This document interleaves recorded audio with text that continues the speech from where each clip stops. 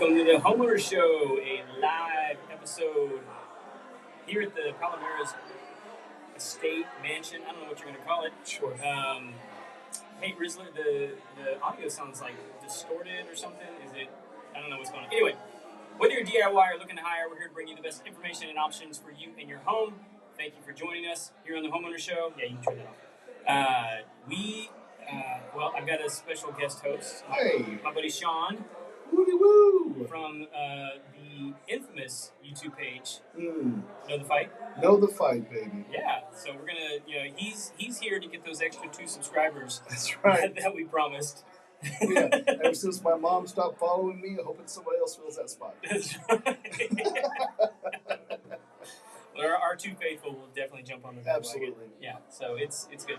How's the audio on the iPad? It says that's going. It's going? Like the levels are good? I mean, yeah. Just keep on talking. Yeah. Fix it. So if you guys are listening online, let us know how the audio sounds. Video looks good. Look at us. Yeah. Got the live feed going. So we are here in this house that is currently for sale in Montgomery County, the Palomares Estate. It's on the lake. I'm about to lose my mic. It's going to be a disaster. I got it. Good catch. Thank you. That's what a pro looks like, ladies and gentlemen. Guys, it has been a fun. If there's one thing that's gone wrong, all of them have.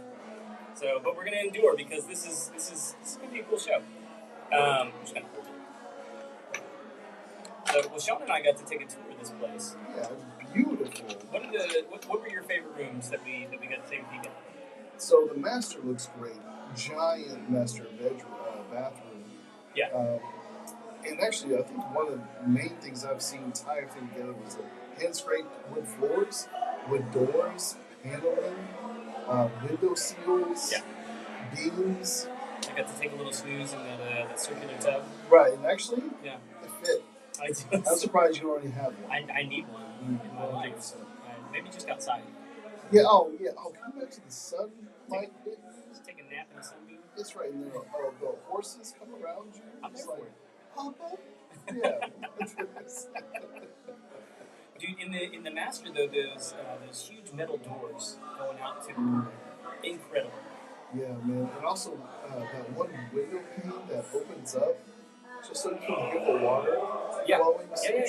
It's beautiful. I think she said that was like what she called it. It was like this is like the windows she can yell at her husband. Yeah.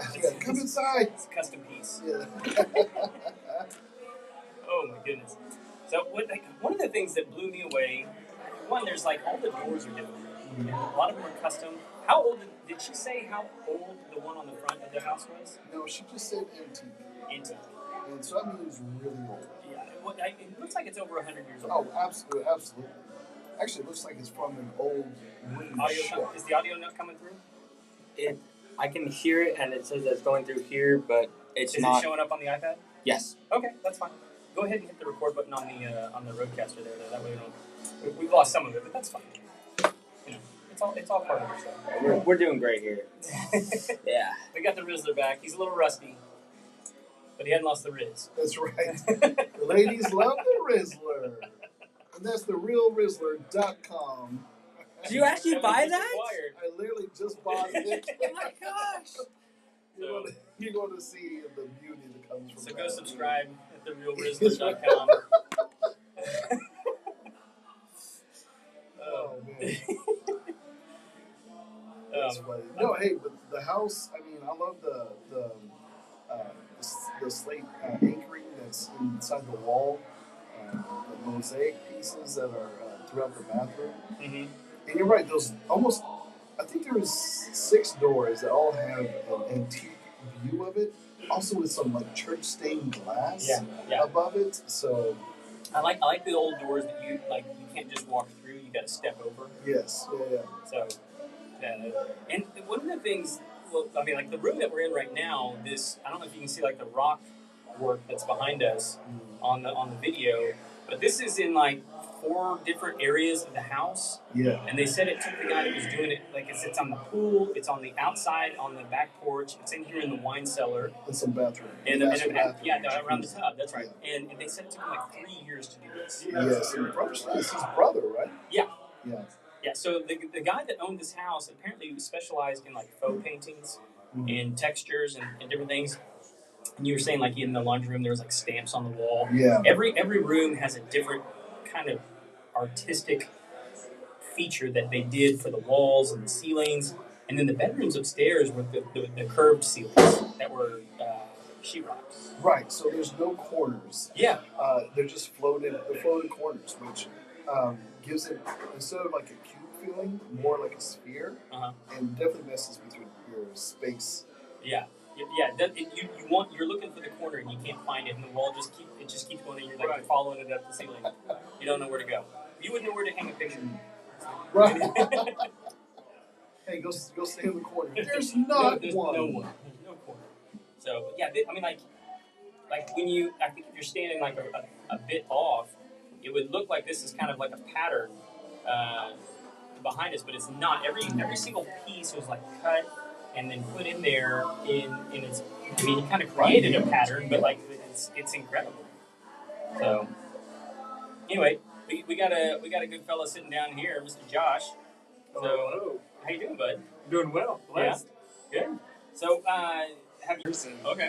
I think this room's awesome. Yeah. Sure. And my next favorite is the master bath. Master bath. I love big tubs. I'm a man that likes baths. Yeah. So yeah, that's definitely, and then obviously the view of the lake. Oh yeah. Oh yeah. I can attest to the tub. I took a little snooze in there earlier today. Okay. Oh, Okay. yeah. It's Curled comfy. up like a kitten. Yeah. I've seen it have like little holes for maybe aeration or some little bubbles. Yeah. Put some salt and some one of those bath bombs in there. That's right. Good to go. That's right. Have a little cocktail in the tub. Be all right. And it's big enough to where like it covers everything. You know, like in TV shows where it comes up to your neck. A lot of the newer tubs, you can't do that. It's either these or these. You don't get both. You know what I mean? Have y'all seen the Japanese soaking tubs that you can get now? Oh no. No. Have you seen these? No. So rather than like most tubs are kind of like ovals that are like a regular tub, and then you have like the ones in there that are it's sort of like a mini jacuzzi that's just perfectly round. Mm-hmm. The Japanese soaking tubs, they're intended to sit on the ground, but they're like 3.5 feet deep. So they're not as long, so you sit in it rather than like lounge in it. Oh, like those polar tubs where the ones you're doing the ice bath in? Yeah. Very, very similar. Okay. So but they're cool because they take up less. You can make a smaller bathroom feel bigger by putting a deep tub that you got to step up into and then sit down in rather than like a long one. Yeah. But it's always gonna you could never have like a shower in there or anything. So it's just like a weird water What if feature. you put a shower around? Yeah, I've seen those. Yeah. It's like enclosed by glass, and then you can just put a bathtub in the middle and the shower heads over top. Oh yeah, they're doing a lot of that now, where they make like a whole room with just the tub and the shower all in its own enclosure. Yeah. Those are cool. We think about doing that. You think about doing that? Yeah. Man, Me too. We're starting to build our new house, and nice. here's the problem. Uh-huh. Every time we see something nice, we're like, oh, we should do that. And we're doing 19 other things. right. What's wrong with 20? So. Yeah, what's one more? Budget It's like it a over Robin time. Hood. There's always room for one more. It's always room. That's awesome. Yeah. So are you gonna put solar on it? Oh, man, we're thinking about it. Well, there's the dude. That's what I hear. So we were actually going to go the Tesla shingle when it first came out, right? And it was $7 per square foot is what we were quoted. Now it's $700 per square foot. Yes. So not in our budget. But yeah. So Have y'all messed with that at all? So insider information. Sure. EOL 2024 no longer being created.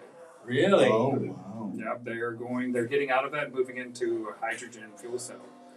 So they want a solid state hydrogen fuel cell. So they're getting away from the panel and working on the storage Oh, in the future. power storage. Oh, that is the bigger problem. Yep. Right. Yep. Because if they can create storage, then they can fix grid. They Right. can fix a lot of the problems across the nation and the world, for that fact. Yeah. So they're having these hydrogen fuel cells and solid state batteries. LG did the same thing. They had the panels. They pulled out the panels. Everybody's focusing in a rat race to get storage figured out in an efficient and cost effective way. Wow. You've heard it here first, people. Yeah. Well, Yeah, that's good. I know that there's a lot of roofers that put some energy and time into looking at these installing. I know a guy that installed the first one in Houston.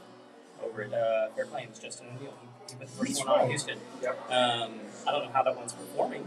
They're great. They work great. They work great. The product's awesome. Yeah. I know the guy that has procured the south region of all the materials that are left in the market.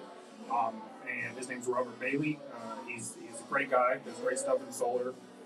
So he's now the master dealer, and they're trying to work out a deal with Tesla to either buy the patents so that they can get a manufacturer to create replacement to keep the warranties going. And so there's a bunch of negotiation going on right now.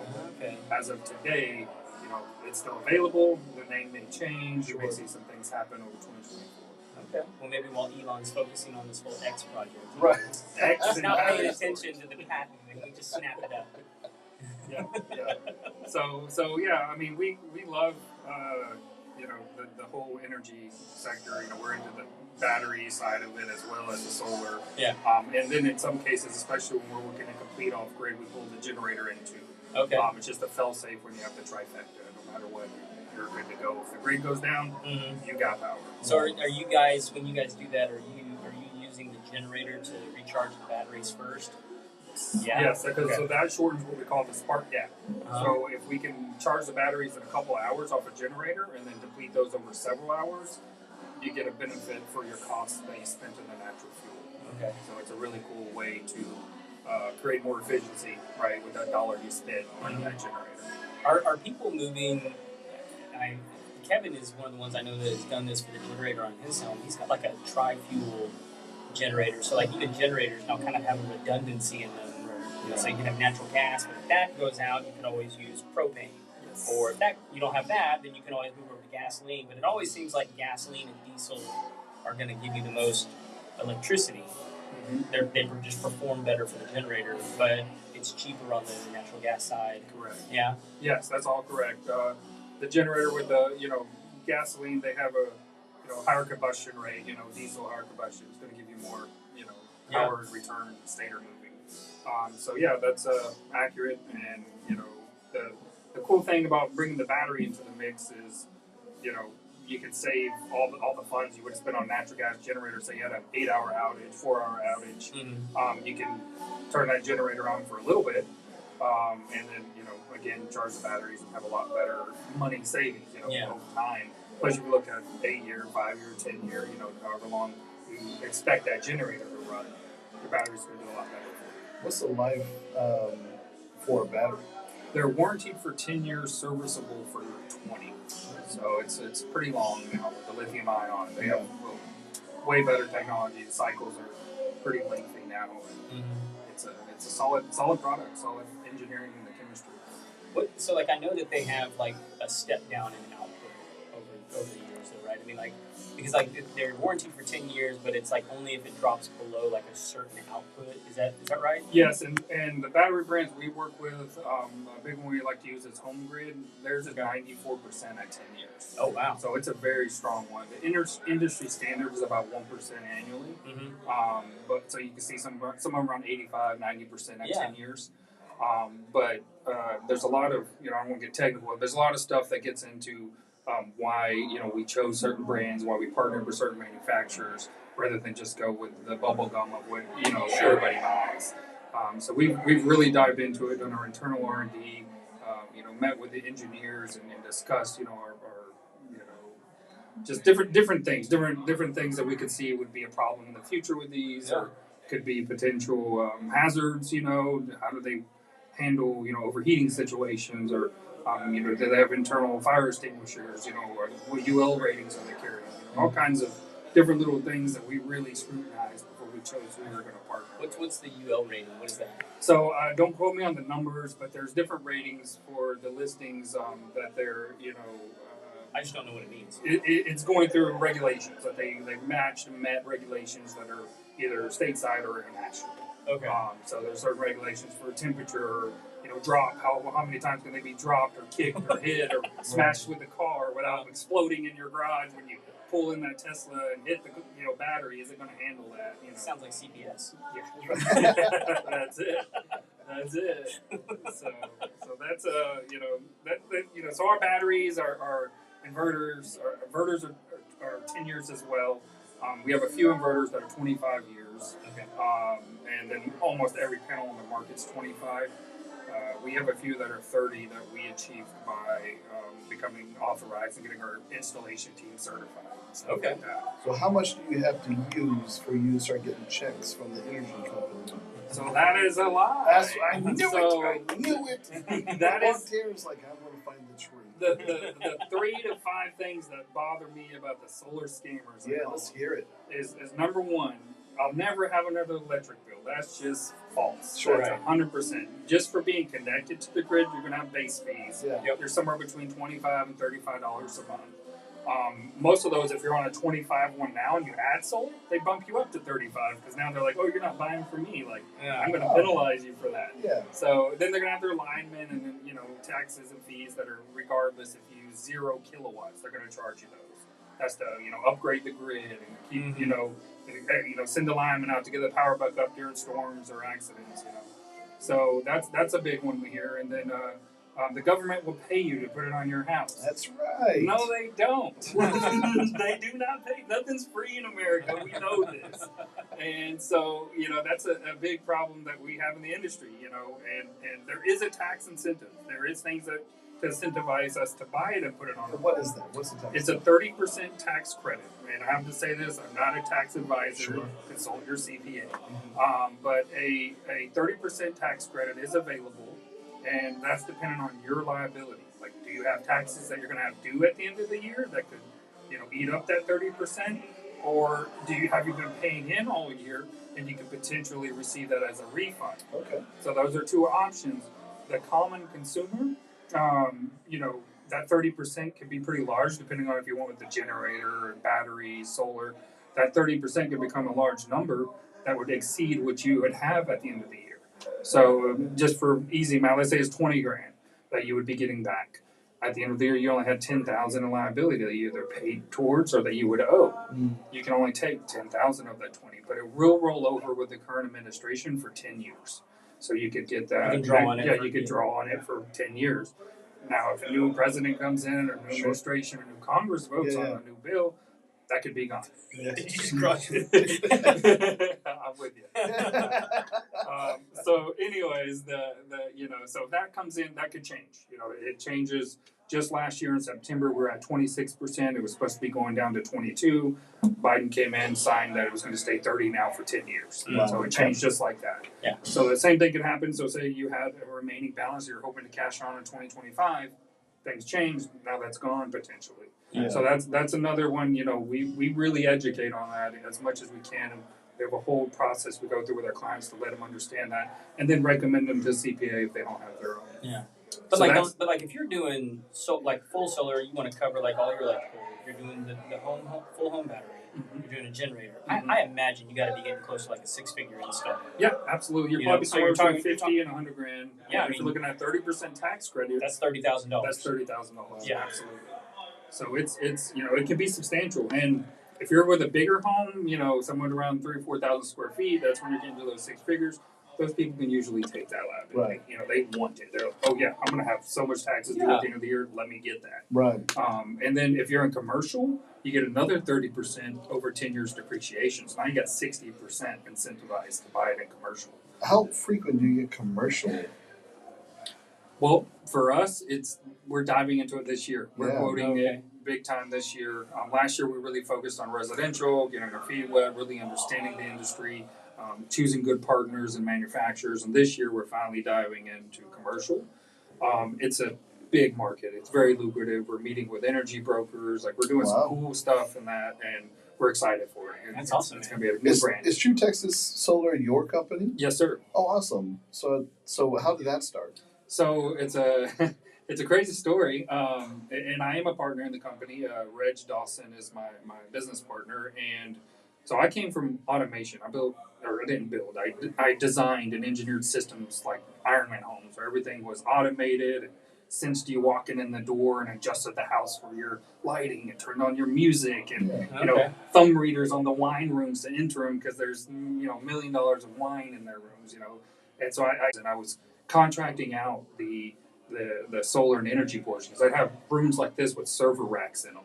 And so when their power went down, their house didn't function. Their security wasn't up. Their lights they didn't even have dimmers on the walls, all controlled by voice or by their phones. And so everything was, had to have power.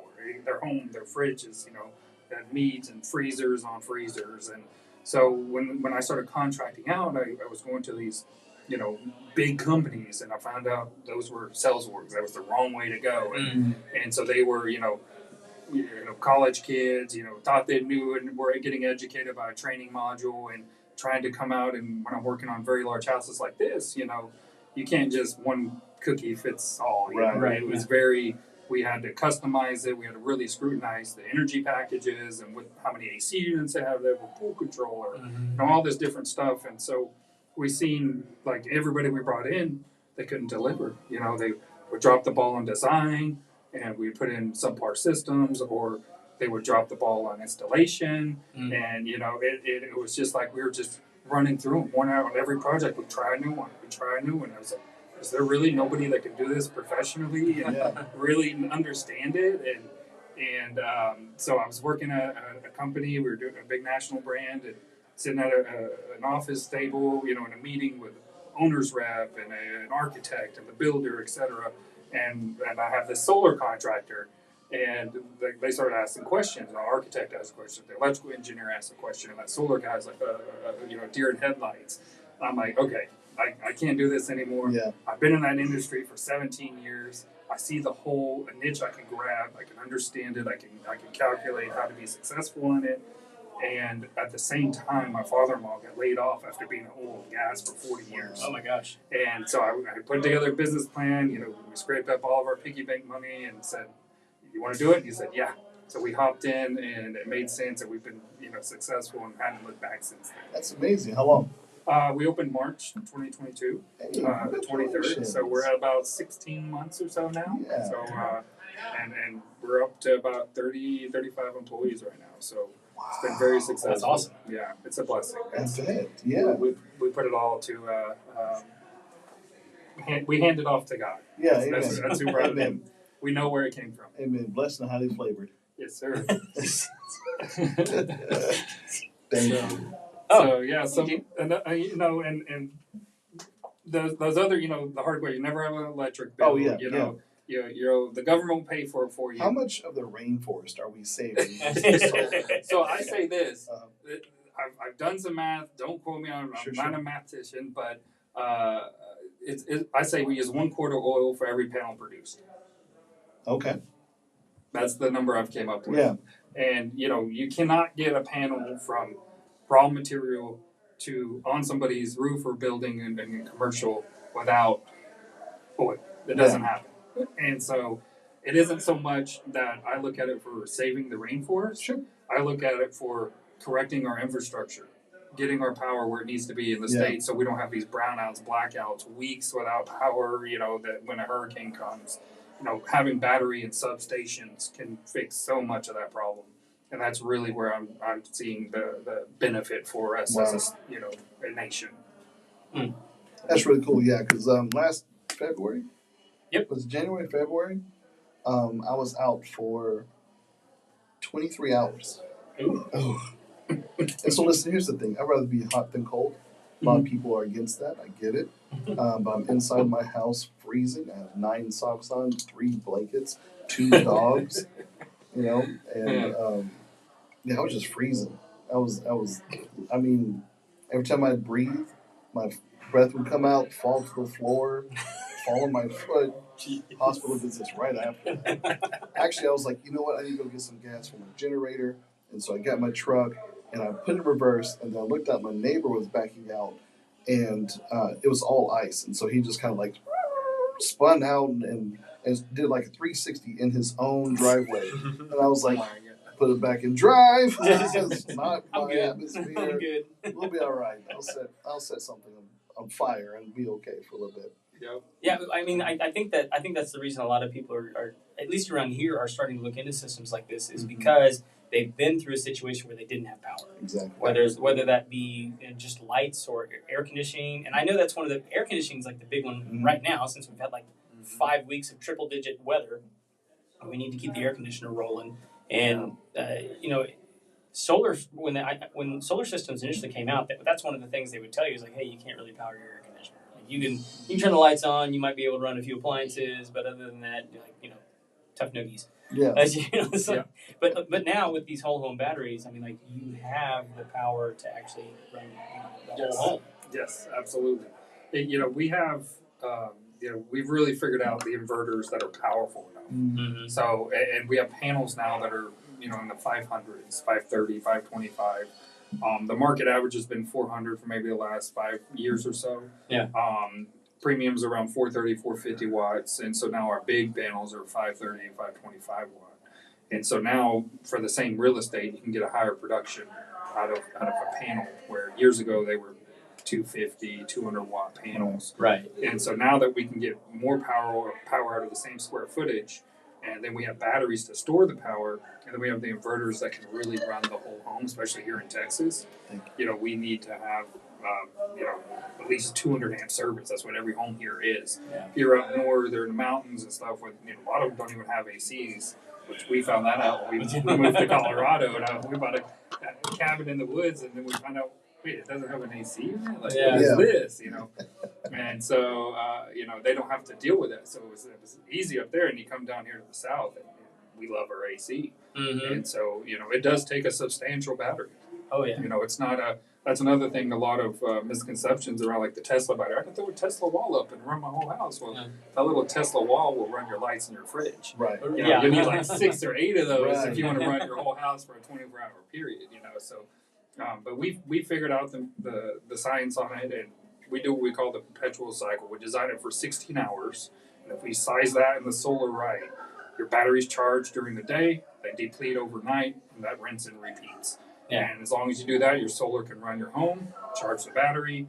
Nighttime, evening comes, the battery starts to pick up the weight when the solar curve starts, and then it carries you through the night. This morning, the solar curve starts picking back up, and then it switches back on to solar during the day. So that's the perfect design to get that perpetual cycle of energy happening. So we probably just need to have you on to do kind of like a deep dive on some of this kind of stuff. Yes. Because I'm in my head, I'm thinking about like rainstorms and different things. Like Maintenance. all these There's things. so much. But I know we got a lot of people we want to talk to. How did you end up here today, man? So Armando. Armando. Yeah. Okay. So my sister Winter and him go back to when he was working at La Torreta, Del Lago, whatever you want to call it. Okay. What is it now? Margaritaville. Margaritaville. I've been here so long; it's had 6 names. Yeah. So they linked there. My sister met Armando. Was like, dude, you got to link with him. He'll help our business grow. He's great in the community. He's a local guy. Yeah. And I was like, let's do it. And he linked us up, invited us out, and we're supporting a lot. And it's been a great relationship. Fantastic. What's the name of the group that Armando? So it's Go Lake Conroe. Yes. But then he also hosts the Texas Ticket Show. Texas Ticket. Yeah. Am I missing anything? I know he's a pretty busy dude. I mean, like, he does like some home shows and boat shows and different things like that. Yeah, the Montgomery County home show. I'm drawing a blank on the full name of it, but it's the one at the Lone Star Convention Center. Did you guys have a booth there last year? Yes, we did, and we'll have another one this year. We're actually going to do speaking on this, covering a lot of these topics. It's only got a 30-minute window, so it's going to be hard to squeeze all this into that. But we're going to try to figure it out. But yeah, so he's doing a fashion show at the Shout House coming up. Don't quote me, but I think it's September 16th. Don't quote me on that. Sure. Ask him; he'll tell you the day. Yeah. But it's kind of interesting, and we're going to be sponsoring that. And so we're going to have some swag out there. True Texas Solar will be all over it. Okay. And it'll be a cool event, and hopefully get us some. We're just trying to grow our name local, for sure, and change the perception of local solar. And let people know we're doing it right. Yeah. It's not for everyone. Right. Right. It's not a one shoe fits all, and we go through the real education of it and let people make an educated decision. We're not hard sells. We don't sign it in your home that day. Right. Go home and sleep on this. This is a big investment. Talk it over with your husband or wife behind closed doors, and then we'll discuss it again. And so we're very low pressure, do it right. And all of our businesses, we're family owned and operated. I could go through the list of who all works for us. That is literally our family. It's family so tree. It's so long. And then all the people we hire, we call them our family too. Yeah. So it's all local people. That's fantastic, man. Well, I mean, like, if you just need somebody that draws like a lot of attention with microphones and stuff like that, we might be able to. No, I'm definitely like I said earlier when I ran into you here. Like, why haven't we done this yet? We literally, I don't know if you give it backdrop. We were both coaches on our kids' little league. That's right. That's how we met. Yeah, that's cool. And so and we'll be sponsoring that again this year. So that's fantastic. We're always involved in that community. Well, speaking of sponsors, this episode of the Homeowner Show is actually sponsored by the Lone Star Appliance Repair. If you haven't met my friend Sarah over there, she runs a fantastic company. It's way cheaper to get your appliances repaired rather than replaced. And especially in the COVID area, I mean, like, they have access to all the parts and pieces that the big box stores can tell you, like, we don't have those. It's going to take 3 weeks to get in. They just got them in stock. She actually saved my life once. Wow. Yeah. That's good So, to hear. I had a gas leak in my house, and she came out and fixed it. Oh, wow. So, fantastic company. Love those guys. If you need to get a hold of them, you can reach them at 936-647-2364. They will answer the phone and get somebody out there very quickly to get your house repaired. They don't need to come here, but I think all the appliances here are in good working order. I have the top of the line stuff happening in this house. Wait until I leave. Just I'll make sure something's messed up. Well, man, we don't want to keep you from the party, but I mean, like, if you don't mind, like, shooing somebody in here for us to talk to. Absolutely. I mean, because I get a little bored talking to Sean. No problem. Thank you for the airtime, and dude, thank you. Yeah, no, we'll schedule something up. Maybe we'll play some baseball. Yeah, absolutely. We'll see you again. Thank you. It's nice meeting all of you. Hey, absolutely. All right. So we just bought a $3,500 fridge. Sasha loves that Samsung. It has a screen, and we had to replace it because it kept freezing over because the fan unit, they don't make that piece anymore. Right. And so our warranty was for 5 years, and this was 5.5 years. And they're like, hey, so we don't cover that. We didn't make that piece anymore. Or the fan? Yeah, for the fan. Oh my gosh. So I would have loved to have called Sarah. Yeah. Well, one of the things that they told me not too long ago is most people don't realize, like, the motors on most appliances, even though the appliance may only have like a 2-year warranty or a 5-year warranty or something like that, the motors in them tend to have a 10-year warranty. Wow. And so, like, you have to pay them to swap it out, but you get the part for free if it goes out before 10 years. That's brand new information. I know, right? $3,500 too late, but brand new information. Next time I'm calling you, Sarah. That's right. All right, we got Ben sitting down now. Hey, Ben. How you doing, guys? Thank you for having me. Dude, thank you for sitting down. Congrats on the award. Thank you very much. So I'm also digging that area shirt you got going on Thank there. you. Oh, yeah, that's great. The famous bar should be there on the chest. That's right. It's two great brands living on the chest there. Yes, sir. Go together. Man, what a cool day. Yes. Let everybody know who you are.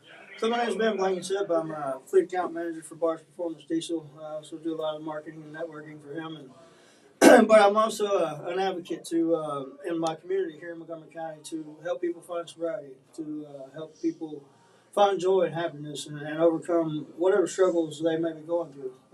I've lived pretty an extensive life. I've been arrested probably over 48 times. I've been to prison 3 times, and if you will say, I found myself without my last trip, and I pretty much dedicated my life to making a difference in my community because of all that I took away before I went.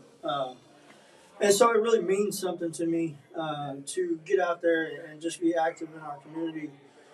For one, I was there. I've walked those shoes. Yeah. I've been there to where you just don't know where to go. You don't know what to do. You don't know who to turn to. And I just really want to let people know that there's people to turn to. That we're here. That I'll meet you where you're at. And that we do have places that you can find sobriety. Really great facilities. One of my best friends, Chris Follett, he owns Interfaith Disciple House here in Conroe. Okay. And then one of his best friends and mentors owns Oak Ridge Disciple House out by Austin. Both of these facilities are they're not ran by the government. They're run off of simply donations from people that believe in helping people find sobriety. And both of the men's hard work, Josh Harris and Chris Follett, they do a lot of hard work to keep those places. But really, God does all of it. He knows that each and every single one of us He knows the very details of our lives. He knows what we need, and he makes it available to these guys because they dedicate their life to it, just like I have. Yeah, he's going to provide for it because they're doing the work that they need to be doing.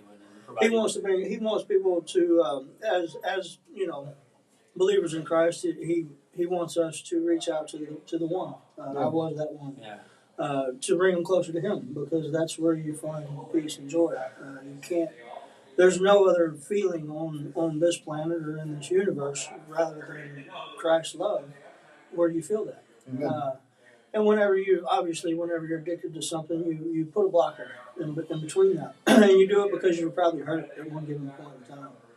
And so by just letting people know that, hey man, I've been there. I've walked that road. Yeah. Paved it, if you will say, for a long time, and I know how to get out of it, and that you're not alone. Yeah.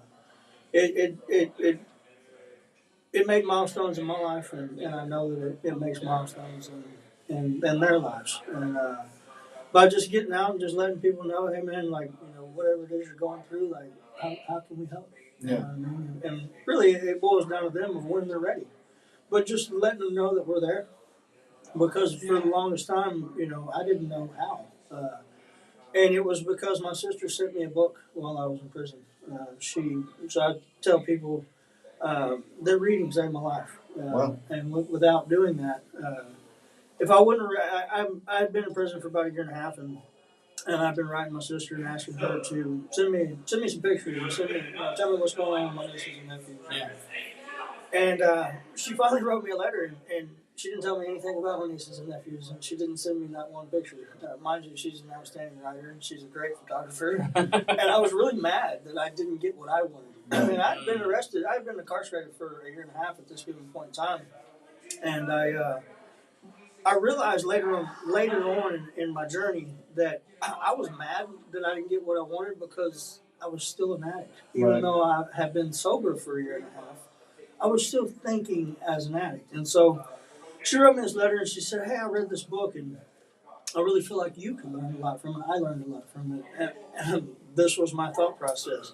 She's not an addict. What did she learn from it? Right. Still thinking as an addict. Right. Still mad that I didn't get the picture, and she didn't tell me anything about my nieces and nephews. And so I wrote her a letter back, and I kind of told her off, but I never sent that letter. My dad always taught me, don't be rude to the females, period, but especially the ones in your family, because they're the ones that are going to be there for you at the end of the day.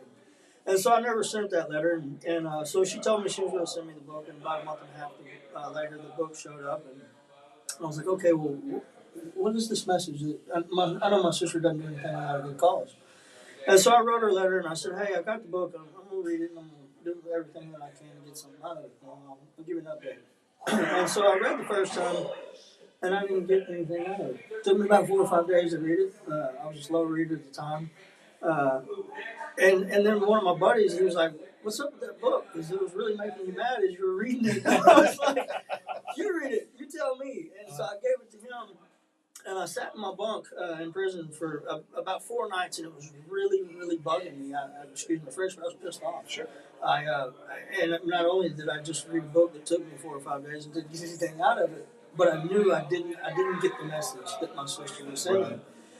And so when he got done reading it, I said, hey, let me get that book back from you. And I got it back, and I read it from my sister's shoes. And I asked myself, and I slowed down a little bit and read it a little bit slower, and I asked myself, what did my sister have to deal with as she had 4 little brothers that were addicts, and forgive me, but my mom she had a prescription pill problem, and she never had an addiction. So I was like, what did she learn?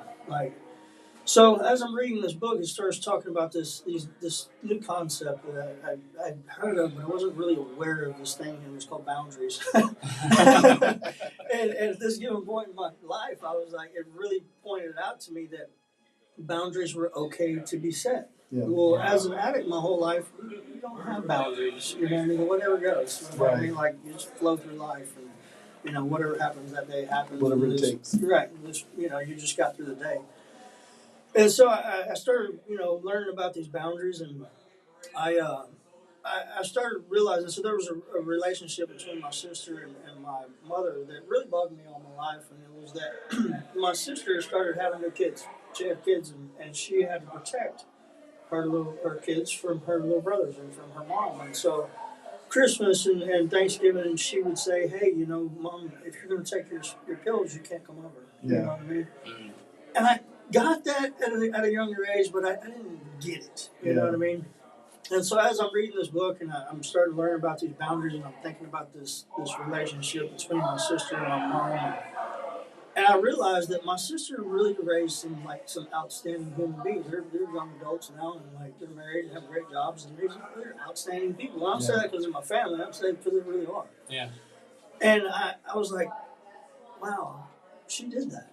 You know what I mean? And I realized that my entire life, because I got introduced to weed at 10 years old. And from that point on, like, drugs were drugs. Like, well, this is what we do. Like, everybody has addictions. Right. This is normal to me. Yeah. And I realized as I was reading that my whole life was not normal. And I was like, and then I asked myself, I was like, you know, Ben, if you were to have kids, and I don't have any, I'd love to have one or two. Hopefully sooner than later. I'm not getting any younger. Sure. But I asked myself, you know, Ben, if you were to have kids, would you have been able to make that same tough decision that your sister made to protect your own kids from your mom or from your brother, you know, from their uncle or from their grandma? Would you have been able to do that? And I don't know that I would have been able to make that tough decision. And in that moment, I gained such a respect for my sister for what she did and that tough decision that she had to make, that it literally changed my life. Wow. At that given point in time, I had been incarcerated for a year and a half, and like I said, I've been incarcerated 48 times. Yeah. And every time I went, I said, "Oh, you know, stay sober when you get out," and it never worked for me. Right. And that given moment in time, I was like, okay, what are you actually going to do to stay out of prison? And I was like, okay, everybody, we all learn from each other. We all follow somebody. Somebody had this great idea, and we follow it and say, okay, well, I can follow that example. I was like, well, who do I have as an example? How did they live their life that they didn't go to prison? And I was like, my sister. Yeah. She's never been to prison. She's never been in trouble. Her husband's never been in trouble. Guess what? They don't have. Yeah. They don't have addictions. And right then and there, that's when I said, okay, I'm done. Yeah. I have to be done. Or else I can just accept the fact that, you know, prison will be my life. That wasn't something that I How long ago was that? I stepped out of prison August 19th of 2020. So here in about 22 days, it'll be 3 years for me. Hey, That's awesome. Congratulations. Thank you very much. I just celebrated 5 years of being, I say 120% sober because I don't do anything anymore. There's no gray area for me. I realized. Do you remember the name of the book? Yes, absolutely. It's Codependent No More. Codependent No More. Yes. Do you think that was your sister sort of trying to explain to you her relationship with you? I really feel like it was definitely a God thing because there was a long time that my sister wouldn't even answer the phone to me. And I'd wake up, I'd be sober. I woke up sober. Right. I thought, right. you know what I mean? And I'd call my sister and I'd blow up the phone and she wouldn't answer. Because she had to protect herself and her family. Like, why is she going to answer the phone? Right. Ben just needs something. You know what I mean? Well, it's not her responsibility. I'm an adult. You know Right. what I mean? And so there was a long time that she didn't speak to me. Yeah. And that tough love in itself, once I got into prison, I was really kicking myself going, man, if you would have just been sober, like, you wouldn't have been asking your sister for a letter of what happened through graduations and marriages and, nephews going off on missions and all the stuff that you missed. Like, you did that to yourself, man. And so I really feel like once she finally felt like, and let me say this, that my sister's always been like a second mom to me. She had a lot to do with raising us, and so she loves us dearly. Yeah. And I know it was tough for her to separate herself and to not answer that phone. I know that was tough. And so I really felt like she was just inspired by God that, I think Ben might be ready. Mm-hmm. And like she said in the letter, this was a book that she read, that she learned from. Yeah. And like I said, when I first got it, I thought to myself, like, what did she learn? Like, she don't have an addiction. No, but everybody has struggles. Mm-hmm. And in the book, yes, it speaks about people having addictions, but it's codependency. When I first heard the word, I was like, what does codependent mean? Like, I didn't even know the definition. And as I started to read the book, and if you read it in the beginning, Melody Beattie writes it. She said, I looked up the word codependent, and there was no definition for it. So I'm thinking, like, well, how's she going to write the book? You know what I mean? And what it is that we rely on trauma bonds. We rely on the toxicity. We rely on chaos because that's the way we're programmed. Right. We're programmed to think to ourselves that I have to have this chaos in my life because that's the way it's always been. As you grow up with a family that's full of addictions, chaos is normal to you. And you crave it. You don't realize it. And so learning to set healthy boundaries for myself was the first thing that I realized that it was okay. It was okay to tell your mom, hey, Mom, look, I love you, but I can love you from over here. Right. I don't have to have you in my life. And for my sister, she didn't. She had kids that she needed to raise that didn't need to be exposed to addiction like her little brother was. Because have to and want to are two different things. Yes. You know, it's like that she didn't want her mom. She just knew that it wasn't safe for her kids, and that was more important than her want. Absolutely. Yeah. Yeah. So the tough decisions that she had to make, it really, she's been such an inspiration to me my entire life. But when I tell people, I credit my life being saved with her sending me a book and praying for me, and just being there when she finally could, because she couldn't for the longest time. She could have done anything in the world and it wouldn't work because I didn't want it. Yeah. How's your relationship now? Oh, she's one of my best friends.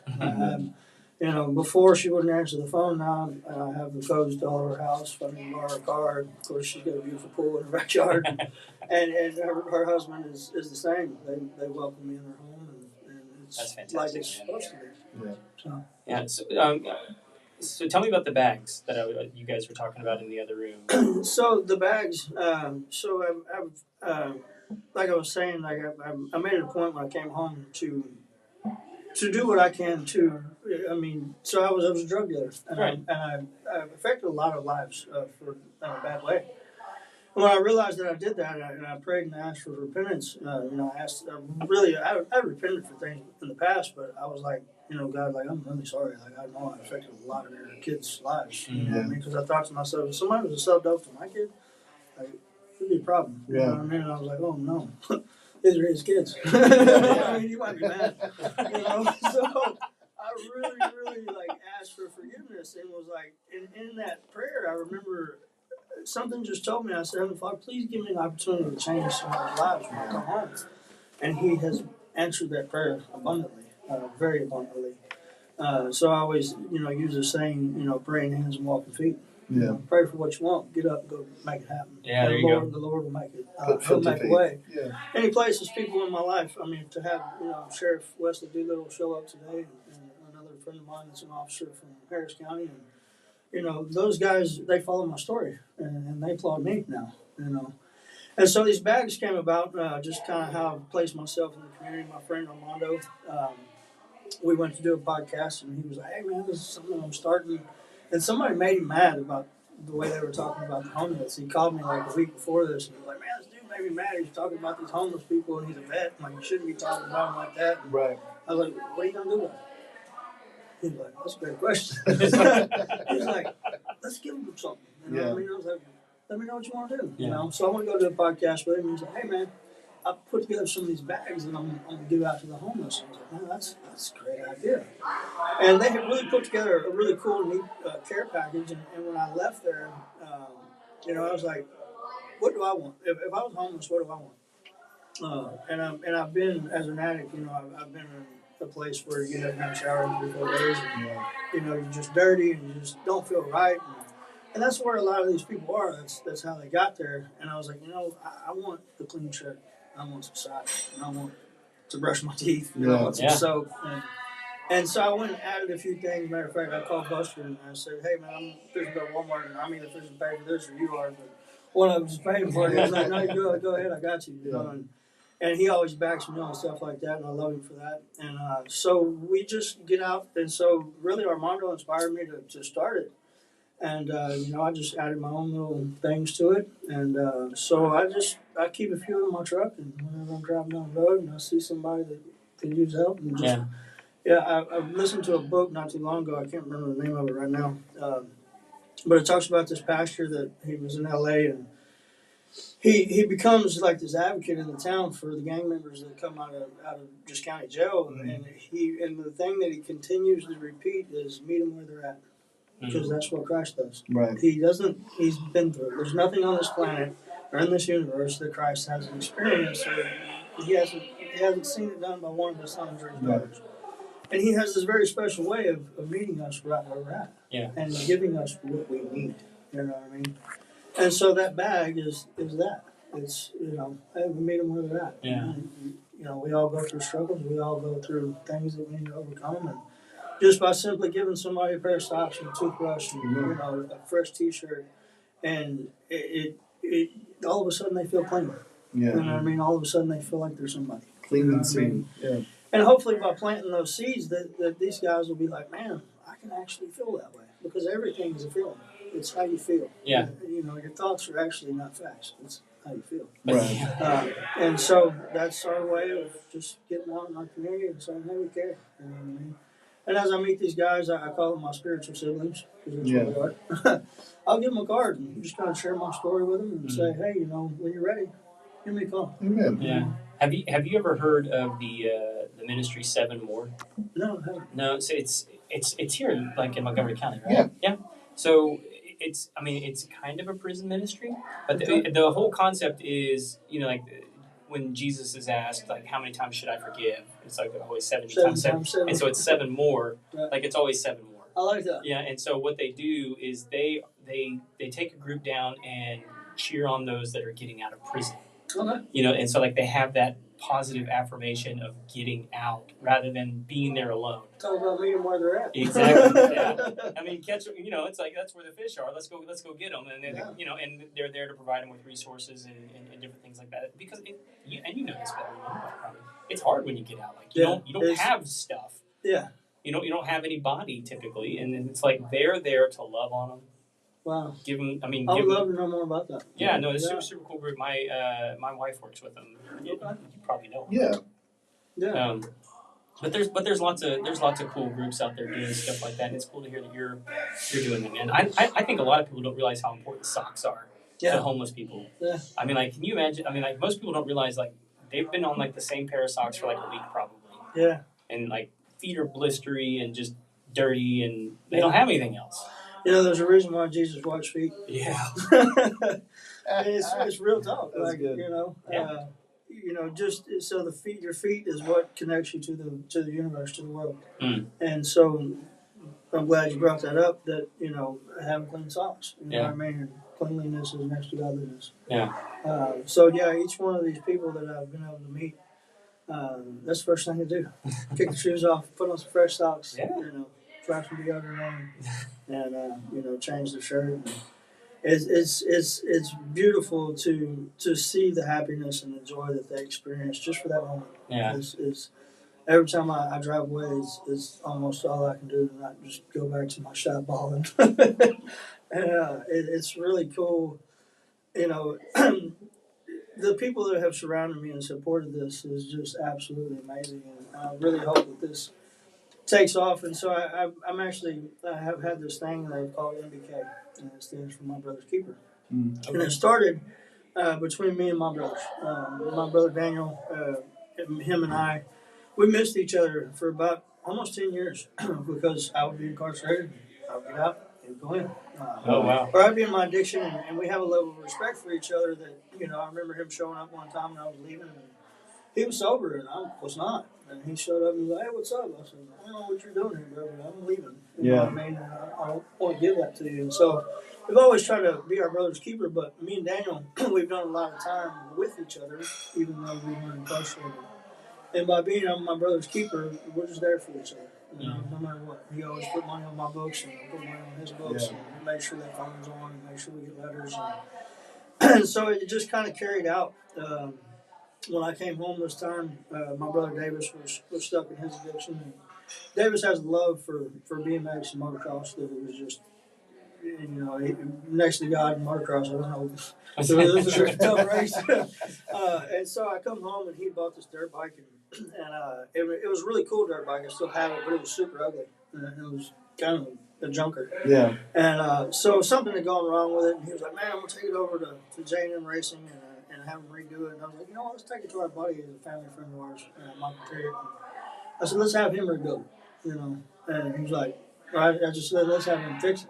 So I knew what I was gonna do the whole time. Right. So we drop it off, and I'm like, "Hey man, I just need you to fix that valve or whatever it is." And I go drop Davis off, and I call Mike, and I say, "Hey bro," I said, "We're gonna rebuild that whole bike." Wow. He goes, "What are you talking about?" I said, "We're gonna make it a factory ride." He goes, "What are we doing?" And so Davis's best friend was a guy named Kyle Bennett, which was the first American Olympian BMX rider ever inducted into the Olympics. And he had passed away, I believe, in 2012, and him and Davis were best friends, and it really took a toll on Davis to have his best friend, go before he did, especially at such a young age. Yeah. And so we got permission from Kyle's mom to take the license or the number plate that's in the museum and replicate it. And so what we did is we did a Kyle Bennett tribute bike for Davis. Wow. So we put the rock star and the angel wings graphics. And on the number plate, of course, we put Kyle's number 88, and then it had some little lettering, and it had GHP, which is Greg Hill Products, pro BMX rider from late 80s. Yeah. And I said, I want to change that to MBK. So I gave this bike to my brother on Christmas Eve of 2020, and we surprised him with it. And after that, we left, and we were driving down the road, and he was like, "Man, why'd you do that?" And I reminded him, I said, "Davis, you're a champion." And I said, you're a champion rider, you've rode on a professional level, and your love for the sport, that's all you think about. And you don't really have time to do anything else besides that in your addiction. Well, now you have a perfect bike. So all you got to do is just go get gas money and go ride. And I know what kind of level you want to ride on, so when you want to do that, you're going to have to put away your addiction. And I'm here to help you do that. Yeah. You know what I mean? Unfortunately, Davis wasn't able to do that. He had some health issues, and he stayed in his addiction, and we lost him last year. Sorry to hear that. That's okay. I know he's in a better place, and I know him and Kyle are together. As a matter of fact, we buried him right next to Kyle. Yeah. I'm sure they're pretty stoked about that. But so that's something that now it's something that's branded. It's something that we're going to start a movement. So we're just going to sell some T-shirts and hats and some hoodies and some little apparel and stuff like that. Down for 10. And what it is really, it's not about selling a T-shirt or hat. It's about taking this money and buying books to take back in. So I got the opportunity to go up to the Gulf Coast Trade Center, which is a juvenile detention center up in New Waverly. There's no fences around this place, and it's a trade center. They teach these young men's trades, such as wood shop and welding and shop and a few other things, so that when these young men get out of juvenile, they have a trade. They have, you know what I mean, because I've been arrested and let go how many times, and I've never had that training. And so I got the opportunity to take them one of the books, Mentor, the Kid, and the CEO. Buster bought me a case of them. But I'll take this money and I'll continue to do what I know I'm supposed to do. Buy books, get out there, be able to speak. Frees up time for me to, go out there and just be active. And at the same time, and really what it is just letting people know they're not alone. And so we're going to actually turn this into, MSK, my sister's keeper. We can go all kinds of different ways for that. But it's a badge of honor to say that, because there's nobody on planet Earth that is exempt from struggling from addiction. Oh, absolutely. Whether you have had addiction or you just have a family member that has addiction. And so by wearing this, it's a reminder that, hey, we made it through today. That I support somebody that has got sober. I'm supporting somebody that I want to get sober. And it's a reminder that, hey, you're not alone. It's a badge of honor to say, hey, this is what we're doing. That's awesome. And I really hope that, I'm going to start it right here in my community. And I really hope that it goes worldwide. And just let people know that when they see MBK or MSK or, however we letter that they know what it is. You know what I mean? That they know that they're not alone, that that's somebody they can go talk to.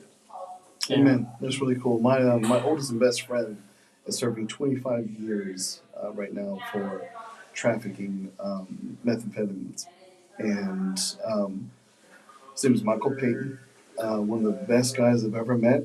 He's one of my best friends. Really? Yeah. Yeah. So. Yeah, he's serving 23 years of credit. Yeah, man. Yeah, he's one of my best friends. He's my brother's best friend. As a matter of fact. No way. Yeah. So I've known him since he was 10. Payday. Yeah, payday. Yeah, man, we did a lot of crazy things together. Man, that's crazy. Yeah. So I just baptized his son last Sunday. Wow. Yeah, and at camp? We baptized him. We brought him to camp, and I emailed Mike about it, and we were talking about it, and it's a beautiful moment because that's beautiful to me. Because we're even though we're far removed, still just the best of friends. Yeah. You know, and probably the man that I know that knows the most in the Bible Yeah. that He's I've a ever seen soldier. from my life, 100%. That just gets lost in addiction. I can't wait for you to email him and say, "Hey, guess what? Who I just talked to?" Yeah, bro, that would be. He's gonna be like, "Are you serious?" Yeah. Yeah, we follow each other. Daniel talks to him all the time. That's amazing. Yeah, That's really, really cool. I really can't wait for him to come home because you talk about somebody that knows the Bible back and forth and just is he's one of the most intelligent people. I used to tell him you're entirely too stupid, entirely too smart to be this stupid. But I can't wait for him to. I hope that they pass that law. We'll bring him home. We pray for him every day. Amen. What's the law that's So in federal prison, you have to do like 85% of your time or something like that. okay? And so they're trying to get that because that's ridiculous. You know, it really is. I mean, granted, you messed up, but you need the rest of your life. You know what I mean? And we know Payday's details of his situation, and he doesn't belong. I mean, Payday was a dummy. There's no two ways about 100%. that. But does he deserve to spend the rest of his life in prison? No, not really. You know, he's learned his lesson. How long has he been in now? Oh, 5 years? yeah, at least. Yeah, Yeah. 5 to 7. Okay. Yeah. Let's talk about small world, man. Right? That's Yeah. crazy. Yeah. It's funny. I wasn't going to bring it up. I really felt the Holy Spirit like, hey, bring this up. So, Yeah. So I'm glad that you do. That's something that. So one of the books that my sister sent me was "Rising Strong" by Brene Brown. And one of the chapters in there is strength and vulnerability. yeah. And so people always reach out to me and they're like, "Man, you're by you sharing your story, like you've changed my life." I get messages almost every day, Yeah. and and they're like, "I could never share my story like that." And I'm like, "Well, first of all, that's where you're going to find your strength. Yeah. Secondly, the person that hears it, that's where they're going to find their strength." Right. By hearing your story, saying, "Hey, I've been there," Yeah. and being vulnerable is literally a superpower. To get out there, and of course, you don't want to. You know, I don't know Payday. He, first of all, he can't whoop me, so I'll Sure. talk about him. But At least not from you know, in there's there. certain things that you don't want to just put it out there and say something about somebody else that it's nobody's business to Yeah. say. But no, I'm sure Payday. If we reach one person, he's all done. Yeah. Amen. Amen. Yeah. No, he's always about, hey, tell my story, talk to people about it. Because when you talk about addiction, like I said, you talk about almost every life has been touched by addiction. Yes. You know, a lot of times people get addicted to things and they have no idea. They're not even really bad things. They're just bad gods. And you end up worshiping those things, and those turn into the worst thing, and it takes you down this rabbit hole. You know, and what we try to do is talk about the indicators of what addiction looks like, and what's taking your joy, what's taking your peace, what's pulling you away from your family or from your community, and usually it's addiction. Yes. So I tell people, everybody has Pull an that thing addiction. back. They can't hear you. Everybody has an addiction of some sort, of some way, and I say it to people like this. And when I say everyone has an addiction, that if you have a beautiful wife, you're probably addicted to her. Right, So sort of fashion. If you love fishing, you might be addicted to fishing. Right. Yeah. So you have your healthy addictions. Yeah. But if you're doing too much of anything, Yeah. per se, if you have a beautiful wife and you're fishing too much, you might want to figure that out because she might kick you out. Right. And you got to balance everything. Yeah. And then so you have your healthy addictions. One of my healthy addictions, and I tell people, I had all these unhealthy addictions from the time I was 10 years old. I had plenty of them, all of them. And one of the things that I was able to do for myself is find these healthy addictions. Yeah. So setting boundaries for yourself and saying, okay, hanging out with people that do drugs and going to the dope house and selling drugs and all that stuff, I can't do that anymore. That's a boundary that I call it, this is my not okay basket over here. And I put all those things in that not okay basket that are not okay for me anymore. One of the hardest things to put in there is people. And it is tough. Per se, my mom. I would have to put mom in there. Hey, mom, I love you, but if I had kids, like, mom, I can't be around you. Yeah. Now that I'm sober, I thank God my mom's not here on earth anymore. Yeah. And she's not struggling from that anymore, but I would have had to put my mom in that basket. And in that basket, you can't ever go over there. You can't ever. You can wave at it from a distance and tell people you love them and you miss them and hey, I miss fishing and whatever it is that was unhealthy for you. Yeah. And then you have this basket over here that this is my okay basket. So what are the things that are healthy for you? For me, it's the gym. I go to the gym 5 times, at least 5 days out of the week. Yeah. A lot of times 6. I go to church. I go to work. I surround myself with good people. I read. I pray. And these are my healthy addictions. And so I replaced all my, and that's what you're going to do. You're going to replace one addiction with another. So just replacing that time was something that was healthy for you. You can overcome anything. Yeah. And that's how simple, and I say it's simple. It was simple for me. Was it simple to get to that point? No, I went through prison 3 times to finally figure that out. Yeah. But it is that simple to overcome whatever it is that you're struggling with. But then I tell people, hey, if the 12 steps work for you, by all means, they're going to do the 12 steps because they work for you. They don't work for me. It's just, I mean, I'm sorry, I'm lazy. It's just too much for me. You know what I mean?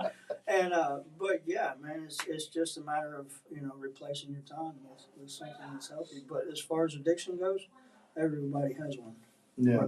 Yeah. It doesn't matter what it is, baseball cards or Right. whatever, Nintendo, Facebook, whatever. Yeah. Everybody's got something. Everybody's got something. Yeah. So. Man, it's been so good to talk to you. Yeah, you guys too, absolutely. man. I appreciate y'all Absolute pleasure. Yeah, coming out here to support me. I want to keep talking to you, but I know they're going to kick us out in like 10 minutes. Okay, yeah. Well, I think my boss is ready to go eat a steak, so I appreciate y'all That's a good boss. being here. He's a great boss, great guy.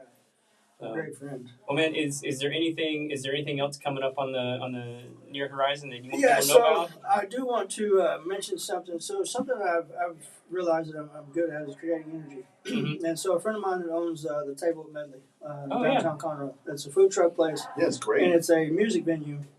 And he comes over to me and we're talking about how to do cross promoting. As my job working for Barsh, we're always just looking for opportunities to just let people know who we are because we're here to serve in this community. Yeah. And so he was talking to me, and I was like, hey, man, let's create some energy over your place. And I said, let's open up the stage. Let's do an open stage, acoustic, open mic. Let's pick a day. And he was like, well, Sundays. I was like, yeah, great. After church, a lot of people, they don't have family to go eat lunch with. Yeah. Well, now we will have all the local music artists. Well, and any music artist, if you just want to showcase, if you want to, you've got talent, you think that you have talent, come show up. You know what I mean? And and so I told him, I said, don't involve any money because when you involve money, it takes the energy out of it. And so my friend Brandon, my friend Jason Lee comes walking through the door 30 minutes later, and he's a music artist from the Kimbrough. And I tell him about it, and he's like, well, that's a great idea. He was like, man, as a musician, he said, if I want to hear one of my buddies play, I got to hire them, you know what I mean? Because we're all working on the same day. Right. You know what I mean? He was like, this will give us an opportunity to just sit and play our, tell our stories and play songs and vibe off of each other.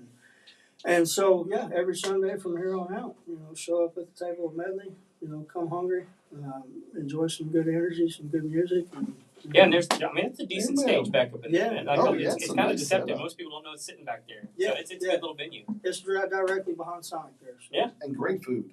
Yeah, the food Great trucks food. are. So I walked up the other day and I said, hey, what were you? He said, barbecue and tacos. Yeah. I'm like, you're trying to get every girl here, aren't you? Yeah. So, Yeah, so that's something new. We'll start that August 6th. Awesome. Well, come check it out, man. Yeah.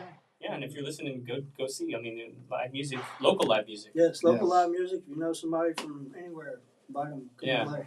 Awesome. Well, Cool. bro, we're gonna wrap it up. Riz, if you could hit the bump music for me. Guys, thank you so much for tuning in to this live episode in this incredible house to talk to some incredible people. If you have not yet, hit the subscribe button, give us a thumbs up, all the love. Sean, thank you so much for Oh, it's my pleasure. for guest hosting, man. Yeah, my pleasure. Kevin's just fired. Yeah, It's- Kevin, it was nice. I loved your mustache, but I'm here now, baby. Yeah. All right, guys. Thank you. We'll see you next time. Man,